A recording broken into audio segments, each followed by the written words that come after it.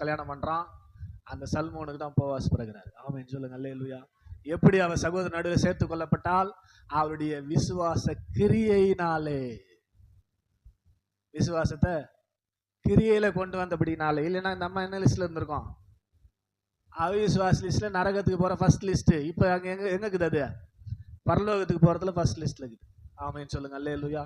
மத்தேயு 1வது அதிகாரத்துல வருகிற 42 தலைமுறையில 4 சகோதரிகள் வராங்க. அதுல இந்த சகோதரி ஒண்ணு. ஆமென். அவ்வளோ ஃபேமஸ் ஆயிட்டா, அவ்வளோ ஒரு எல்லாரும் பார்த்து ஆச்சரியப்படும்படி இந்த ராகாப் மாறினதுக்கு காரணம் அவளுக்கு இருந்த விசுவாசம் அல்ல, அந்த விசுவாசத்தை கிரியையில கொண்டு வந்ததுனால. ஆமென் சொல்லுங்க அல்லேலூயா. அப்ப நமக்குள்ள தேவன் இருக்கிறார் என்பதை அறிந்திருக்கிறவர்களே, எப்பயே கேள்விப்பட்டவதை விசுவாசிச்சா, கிரியையில கொண்டு வந்தா. இப்ப நமக்குள்ள இருக்கிற ஆண்டவரை நாம் விசுவாசிக்கிறோமா? விசுவாசித்தா என்ன பண்ணணும்? நீ கொண்டு வரீங்களா? கொண்டு வந்தா நீங்க என்ன பண்ணுவீங்க? அவிசுவாச லிஸ்ட்ல இருந்து வருவீங்க. இல்லைன்னா நீங்க யார் தான்? அவிசுவாச லிஸ்ட் தான். நரகத்துக்கு போற முதலான ஆள் நீங்க தான். அதனால தயவு செய்து விசுவாசிக்கிற விசுவாசிகளே, விசுவாசிகள் என்ற போர்வில ஊரை ஏமாத்திங்கிறவங்களே, விசுவாசத்தை கிரியையில கொண்டு வராம அவிசுவாச லிஸ்ட்ல இராதபடிக்கு கிரியையில கொண்டு வாங்க. தேவன் உங்களை கவனிக்கிறாங்க. ஒவ்வொரு பாற்றும் ஒவ்வொரு நொடியும் அவருக்கு தெரியுங்க. அவருக்கு தெரியாம ஒன்றும் நடக்காது. நீங்க பண்ற எல்லா கூத்தும் அவருக்கு தெரியும். ஸ்தோத்திரம். அவர் பார்த்து கொண்டிருக்கிறார்.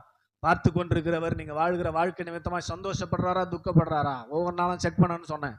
எத்தனை பேர் செக் பண்றீங்க? நேத்திக்கு ஆண்டவர் சந்தோஷப்படும்படி வாழ்ந்தீங்களா துக்கப்படும்படி வாழ்ந்தீங்களா? சந்தோஷப்படும்படி வாழ்ந்தால் ஆயுசு நாட்களை கூட்டி கொடுப்பார், துக்கம்படி வாழ்ந்தால் ஆயுசு நாட்களை குறைச்சின்னு இருப்பார். கர்த்தர் மனஸ்தாபப்பட்டதுனாலே ஜனங்களுடைய ஆயுசை 120 குறைத்தார். உங்க வாழ்க்கையில இருக்கிற அவர் எப்படி இருக்கிறார்னு நீங்க தான் பாத்துக்கணும். உங்க ஆயுசை கூட்டிக் கொள்வதும் குறைத்துக் கொள்வதும் உங்க கையில தான் இருக்குது. ஆமென் சொல்லுங்க அல்லேலூயா.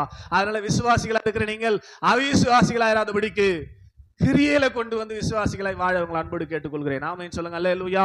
இதுதான் புதன்கிழமை செய்தி. இதோட தொடர்ச்சி இருக்குது. விசுவாசத்தை பத்தி நிறைய பேச போறேன். புதன்கிழமை தோறும் பேச போறேன். அதனால தொடர்ந்து புதன்கிழமை ஆராதனைக்கு வாங்க. கர்த்தர் உங்கள் விசுவாசத்தை வர்த்திக்க பண்ணுவாராக. அல்லேலூயா சொல்லுங்க அல்லேலூயா.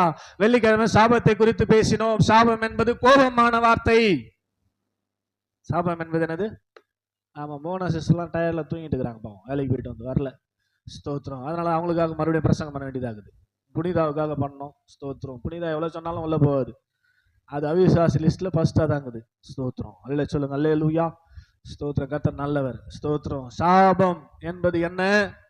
தேவனுடைய கோபமான வார்த்தை. எப்போது தேவனுக்கு கோபம் வருகிறது, கோபனுடைய வார்த்தை வருகிறது என்றால் நாம் அவருடைய வார்த்தையை மீறி பாவம்